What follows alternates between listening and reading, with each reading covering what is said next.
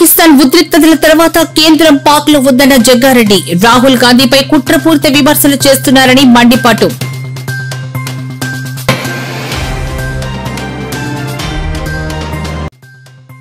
తెనాలిలో జగన్ పర్యటనలో ఉద్రిక్తత రౌడీ షీటర్లను పరామర్శించడానికి రావడంపై అభ్యంతరం వ్యక్తం చేసిన దళిత ప్రజా సంఘాల నేతలు.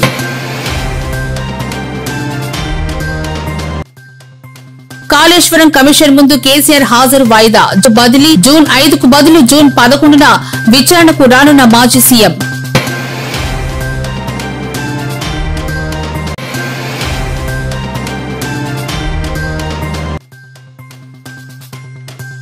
ఉండవల్లి నివాసంలో అధికారులతో మంత్రి నారా లోకేష్ సమావేశం. త్వరలోనే 2వ దశ ఇళ్ల పట్టాల పంపిణీకి సిద్దం చేయాలని ఆదేశం.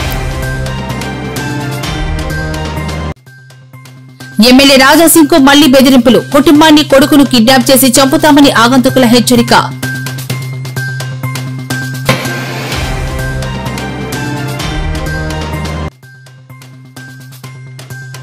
వైసీపీ అధినేత వైఎస్ జగన్ కి ఓపెన్ ఛాలెంజ్ విసిరిన మంత్రి నారా లోకేష్. ఉర్సా కంపెనీ ఆరోపణలు నిరూపిస్తే రాజీనామాకు సిద్దమని లోకేష్ సవాల్.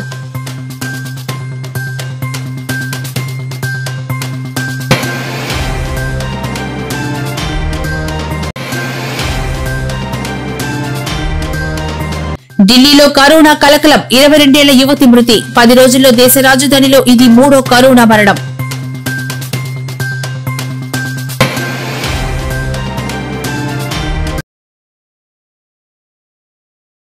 కేంద్ర ప్రభుత్వం బీజేపీ తీవ్రమైన షాక్ లో ఉన్నాయని పాకిస్తాన్తో నెలకొన్న ఉద్రిక్తతల తర్వాత ఈ పరిస్థితి ఏర్పడిందని కాంగ్రెస్ పార్టీ సీనియర్ నాయకులు ఎమ్మెల్యే జగ్గారెడ్డి సంచలన ఆరోపణలు చేశారు. ఈ కారణంగానే కాంగ్రెస్ అగ్రనేత రాహుల్ గాంధీని లక్ష్యంగా చేసుకుని కేంద్ర మంత్రులు కిషన్ రెడ్డి, బండి సంజయ్ ఆయనపై కుట్రపూరితంగా విమర్శలు చేస్తున్నారని మండిపడ్డారు.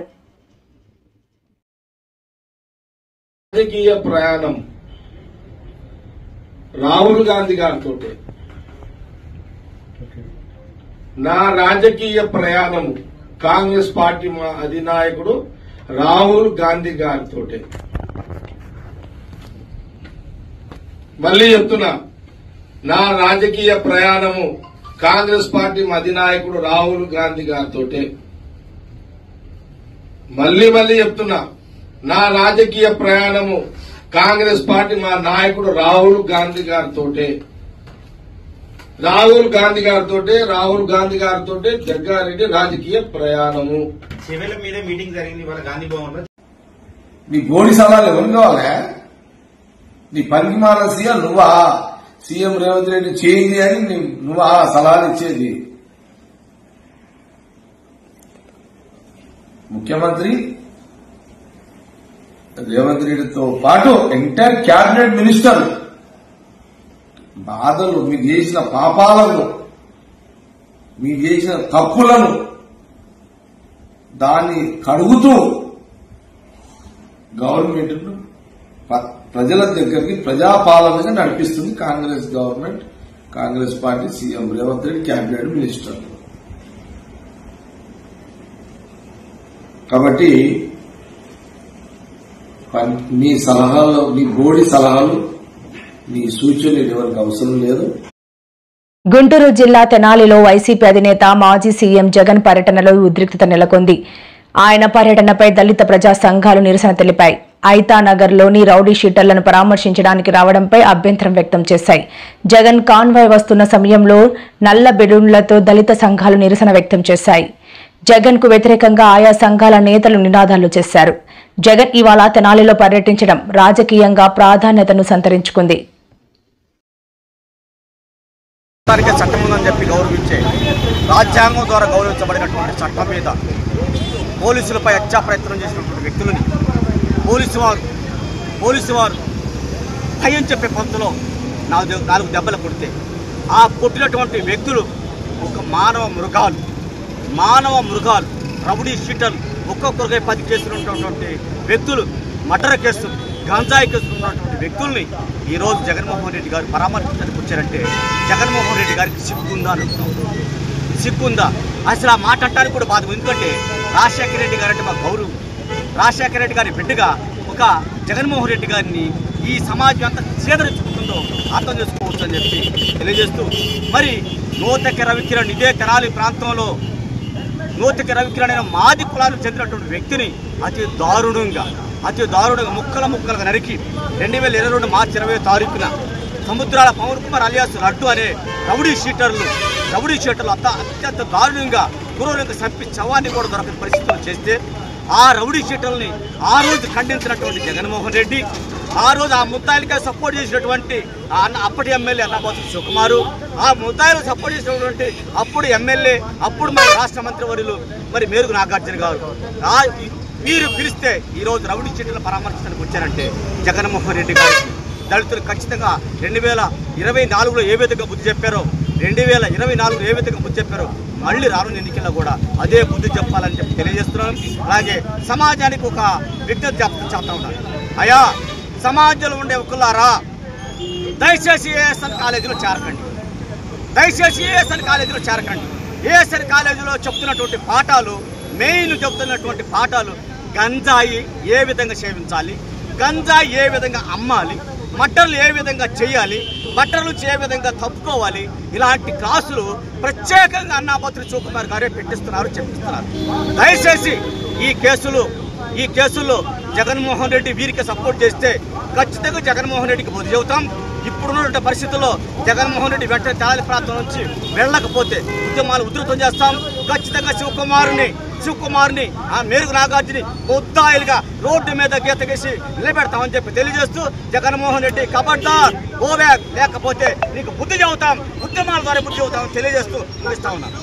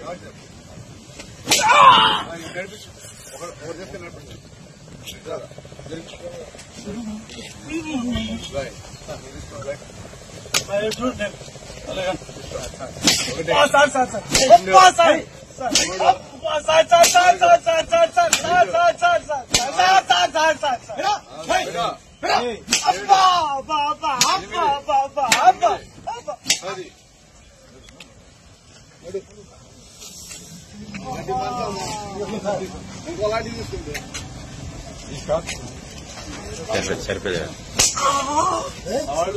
మళ్ళీ 50 పడతాయి.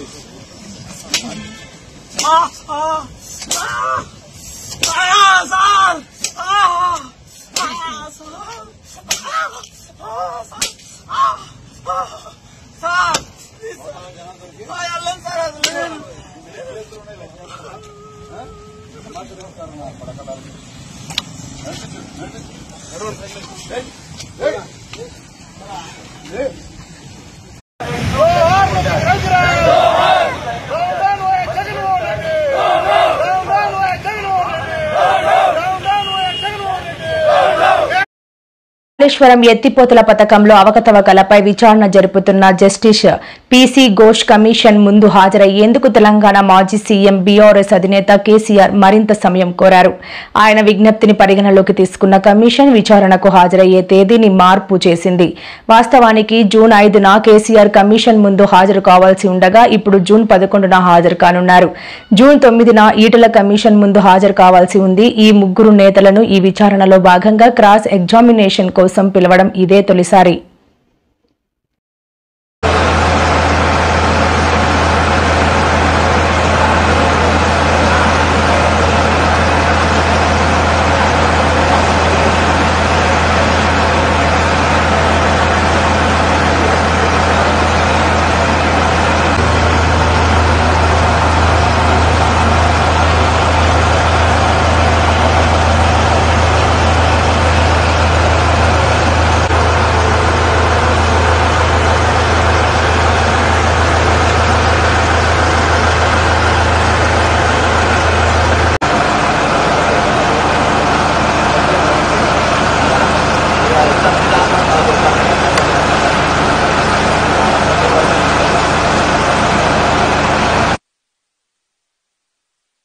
తెలంగాణ అనిపించలే. తర్వాత కరెంట్ భారతదేశం ఇప్పటివరకు చూడని చరిత్ర ఇది. కొత్తగా పురుడు పోసుకున్న రాష్ట్రం తన ప్రజల జీవితాలను అనూహ్యమైన మలుపు తిప్పింది. దేశంలోనే అత్యధిక తలసరి ఆదాయం కలిగిన రాష్ట్రం. మంగళగిరి నియోజకవర్గంలో త్వరితగతిన రెండో దశ ఇళ్ల పట్టాల పంపిణీకి అవసరమైన చర్యలు చేపట్టాలని విద్యా ఐటీ శాఖల మంత్రి నారా లోకేష్ అధికారులను ఆదేశించారు. మంగళగిరి నియోజకవర్గ వ్యాప్తంగా ఏడాది కాలంలో చేపట్టిన అనేక అభివృద్ధి కార్యక్రమాలపై ఉండవల్లి నివాసంలో మంత్రి నారా లోకేష్ సుదీర్ఘ సమీక్ష నిర్వహించారు. రెండో విడతలో 2500 ఇళ్ల పట్టాల పంపిణీకి అవసరమైన చర్యలు తీసుకోవాలని అధికారులకు ఆదేశాలు జారీ చేశారు.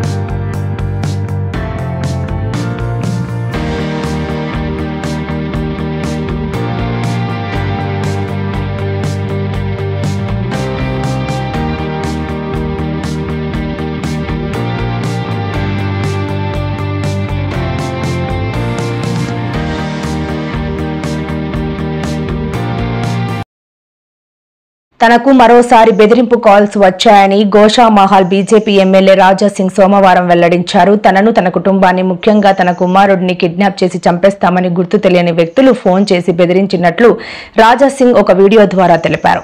ఈ బెదిరింపులు తనను భయపెట్టలేవని, దమ్ముంటే ఎదురుగా వచ్చి పోరాడాలని ఆయన సవాల్ విసిరారు. తన కొడుకును కిడ్నాప్ చేసి హతమారుస్తానని బెదిరించినట్లు ఆయన పేర్కొన్నారు. ఇలాంటి బెదిరింపులకు తాను లొంగిపోయే ప్రసక్తే లేదని, ఎవరికి భయపడనని రాజాసింగ్ స్పష్టం చేశారు. మార్నింగ్ 9:19 AM నుంచి నాకు కంటిన్యూగా థ్రెట్స్ కాల్స్ వస్తున్నాయి. అదేవిధంగా దీంట్లో కొన్ని కాంటాక్ట్ నంబర్, ప్రైవేట్ నంబర్ కూడా వస్తున్నాయి. ఇంకొక వాట్సాప్ కాల్ వచ్చింది. మళ్ళా వాట్సాప్ లో వాయిస్ మెసేజ్ థ్రెట్ కూడా అయినా చేస్తుంది ఫోన్లు చేసి.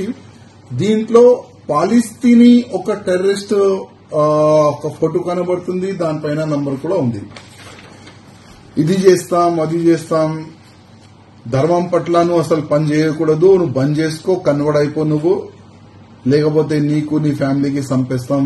ఆ విధంగా ప్రతి ఫోన్ నుంచి అదే థ్రెట్స్ కాల్స్, బెదిరింపు కాల్స్, అదే మాటలు మాట్లాడుతున్నారు. నేనేం చేసిన అంటే, నీ ఎన్ని నంబర్ ఉన్నాయిరా అని నా అడిగిండు. నేను చెప్పినా నాకు ఇంకొక నంబర్ కూడా ఉందిరా భయ్ అని చెప్పిన. గూగుల్లో సెర్చ్ చేసి తెలంగాణ ముఖ్యమంత్రి గారు రేవంత్ రెడ్డి గారు నంబర్ ఈయనకి ఇచ్చేసిన. నంబర్ ఎందుకు ఇచ్చిన అంటే, అప్పుడు మన ఎక్స్ ముఖ్యమంత్రి గారు కేసీఆర్ గారు ఉండే, అప్పుడు కూడా చాలా వరకు కంప్లైంట్స్ నేను ఇచ్చిన. ఒక్క వ్యక్తికి అరెస్ట్ చేయలేదు, ఎంక్వైరీ కూడా చేయలేదు. అసలు ఒక ఎమ్మెల్యేకి థ్రెట్స్ కాల్స్ ఎక్కడి నుంచి వస్తున్నాయని. ఇప్పుడు ఏంటంటే కనీసం రేవంత్ రెడ్డి గారు అయితే నేను నంబర్ ఇచ్చిన, రేవంత్ రెడ్డి గారికి ఒకవేళ అయినా ఫోన్ చేసి థ్రెట్ చేస్తే అప్పుడైనా ఒక మంచిగా ఎంక్వైరీ జరుగుతుంది. అప్పుడైనా ఈయన అసలు ఏ కంట్రీ వాడు ఉన్నాడు, ఈయనకి సంబంధించి ఈయన చెప్తుండు భారతదేశంలో మా మొత్తం స్లీపర్ సెల్స్ ఉన్నారు, అది ఉంది, ఇది ఉంది, నీ తెలంగాణలోని హైదరాబాద్ లో చాలా వరకు మా వ్యక్తులు ఉన్నారు, ఎప్పుడైనా ఏదైనా చేయొచ్చు అని కూడా ఆయన చెప్తుండు.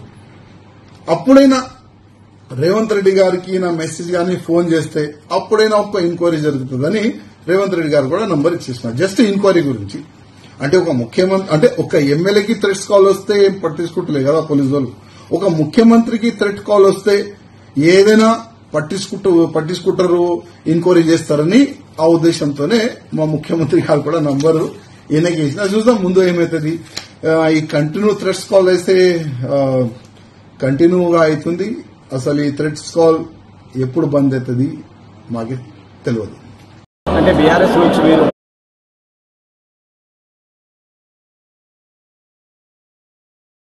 విశాఖలో ఉర్సా కంపెనీకి భూ కేటాయింపులపై వైసీపీ అధినేత జగన్ చేసిన ఆరోపణలపై రాష్ట్ర ఐటీ విద్యాశాఖల మంత్రి నారా లోకేష్ తీవ్రస్థాయిలో స్పందించారు.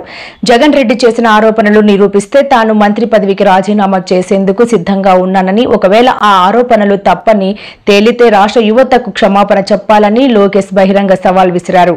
ఆరోపణలు చేయడం, ఆ తర్వాత వాటి నుంచి తప్పించుకోవడం జగన్ రెడ్డికి కొత్తేమీ కాదని ఆయన విమర్శించారు. అంట ఊరు పేరు లేని ఉర్సా, ఎప్పుడన్నా పేరు విన్నారా? ఉర్సా అనే సంస్థ అంట.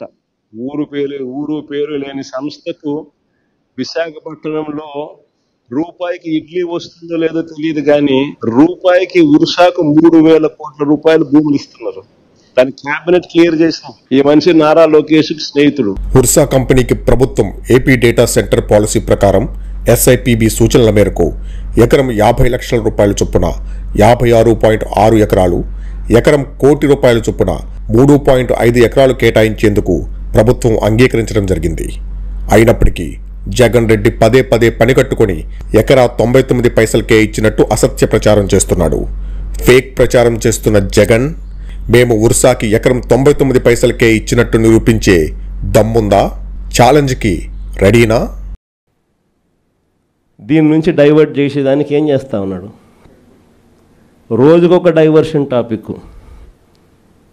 ఏదైనా ఊరు పేరు లేని కంపెనీకి విశాఖపట్నంలో 3,000 కోట్ల రూపాయలు విలువ చేసే భూములు ఇస్తాడు. ఏదో ఉర్సా అంట కంపెనీ పేరు. ఇంద్రనైనా ఈ ఉర్సా అని చెప్పి చూస్తే ఊరు లేదు, పేరు లేదు. వారు కట్టే కరెంటు బిల్లు ఏంది అని అంటే కనుక వాళ్ళు కట్టే కరెంటు బిల్లు ఒక ఇంట్లో ఒక అపార్ట్మెంట్లో రెసిడెన్షియల్ అపార్ట్మెంట్ కట్టే కరెంటు బిల్లు ఆ కంపెనీ కడతా ఉంది. పోనీ అమెరికాలో వాళ్ళ ఆఫీస్ ఏందని చెప్పి అక్కడికి పోయినారు మనోళ్ళు ఎంక్వైరీ చేయడానికి. ఆడ చూస్తే ఆడ ఒక చిన్న ఇండ్లు. ఊరు పేరు లేని ఈ కంపెనీకి 3,000 కోట్లు విలువ చేసే భూమి 99 పైసలకంట.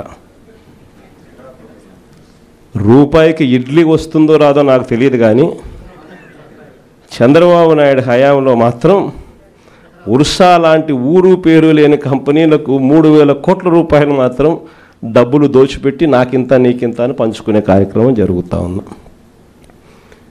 ఇష్టం వచ్చినట్టుగా విశాఖపట్నంలోనే మరో భూమి లూలు గ్రూప్ అంట. లూలు గ్రూపులకు, లిల్లీ గ్రూపులకు 1,500 కోట్లు, 2,000 కోట్ల రూపాయలు విలువ చేసే భూములను టెండర్లు లేదు, మన్ను లేదు, పాడు లేదు, ఊరికి ఆయనకు నచ్చింది ఇచ్చేసి నాకింత నీకింత అని పంచుకుంటా ఉన్న కార్యక్రమాలు.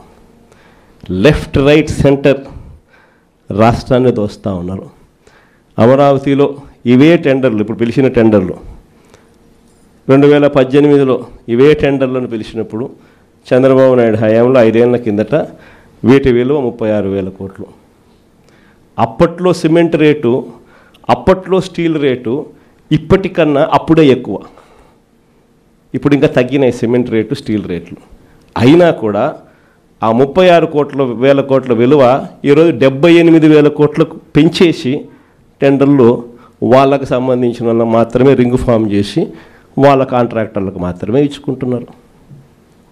అంతేకాదు, ఇంతకుముందు మొబిలైజేషన్ అడ్వాన్స్ లేదు. పని చేస్తేనే ఎవడైనా గవర్నమెంట్ డబ్బిచ్చేది. ఈయన వచ్చినాక మొబిలైజేషన్ అడ్వాన్స్ అని కొత్తగా మొదలుపెట్టినాడు ఇయడం. అంటే 10% మొబిలైజేషన్ అడ్వాన్స్ ముందే ఇచ్చేస్తాడు, వాళ్ళ దగ్గర నుంచి 8% ఈయన తీసుకుంటాడు.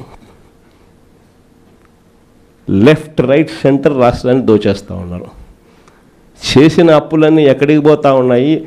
ఎందుకు సూపర్ 6 లేవు, ఎందుకు సూపర్ 7 లేవు అని అంటే, ఎందుకు జగన్ చేయగలిగేటాడు, ఎందుకు చంద్రబాబు నాయుడు ఎందుకు చేయలేకపోతున్నాడు అని అంటే కారణం నేను ఇంతకుముందు ఎలక్షన్ అప్పుడే చెప్పిన. జగన్ ఉంటే బట్టలు నొక్కుతాడు, నేరుగా ప్రతి అక్క చెల్లెమ్మ కుటుంబానికి నేరుగా పోతుంది. చంద్రబాబు నాయుడు ఉంటే బటన్లు ఉండవు. చంద్రబాబు నాయుడు ఉంటే నేరుగా ఆయన జోబీలోకి మాత్రమే పోతుంది అని చెప్పి ఎలక్షన్లప్పుడే నేను మొత్తుకొని చెప్పిన. నేను చెప్పిన ఆ రోజు చంద్రబాబు నాయుడు నమ్మడము అని అంటే చంద్రముఖిని నిద్ర లేపడమే అని చెప్పిన. చెప్పింది నేను ఆ రోజు ఎన్నికలప్పుడు నేను చెప్పిన ఆ మాటలు కన్నా ఎవరైనా వింటే ఇప్పుడు కరెక్ట్గా అవి ప్లే చేసి చూస్తే జగన్ కరెక్ట్గా చెప్పినాడు, అబ్బా మనమే మోసపోయినాం పొరపాటున అని చెప్పి ఈరోజు ప్రతి ఇంట్లో కూడా ఖచ్చితంగా చర్చ జరగాల్సిందే. ప్రతిరోజు డైవర్షనే, ఇవన్నీ జరుగుతూ ఉన్నాయి, సమాధానాలు చెప్పుకోలేక ప్రతిరోజు ఒక డైవర్షన్. దేశ రాజధాని ఢిల్లీలో కరోనా మహమ్మారి విజృంభిస్తోంది. ఇదివరకే పలు ఆరోగ్య సమస్యలతో బాధపడుతున్న 22 ఏళ్ల యువతి కోవిడ్ బారిన పడి మరణించడం ఆందోళన కలిగిస్తోంది. గత 10 రోజుల్లో ఇది 3వ కరోనా సంబంధిత మరణం కావడం గమనార్హం. ఈ ఘటనతో నగరంలో కోవిడ్ కేసులు పెరుగుదలపై భయాందోళనలు వ్యక్తమవుతున్నాయి. కేంద్ర ఆరోగ్య మంత్రిత్వ శాఖ సోమవారం వెల్లడించిన వివరాల ప్రకారం ఢిల్లీలో 22 ఏళ్ల యువతి మరణానికి కరోనా కారణమని తేలింది.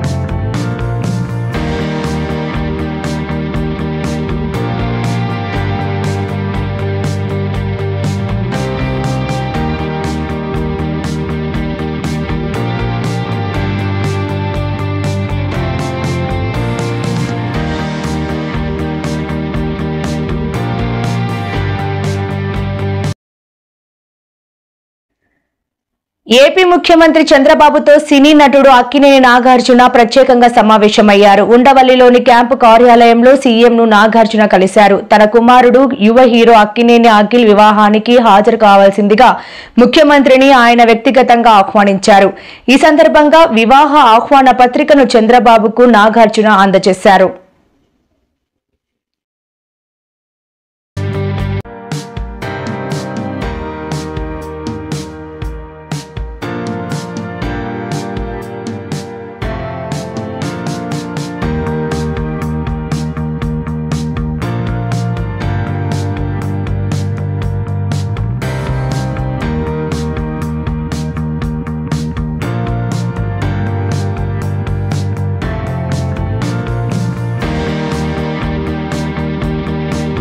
పరామర్శించారు.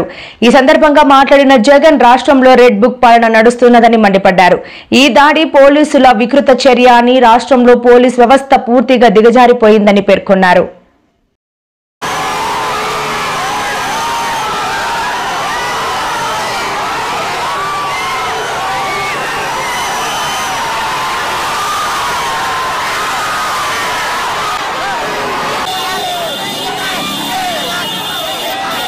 నేను అడుగుతా ఉన్నా, ఇదే చంద్రబాబు నాయుడు మీద 24 కేసులున్నాయి.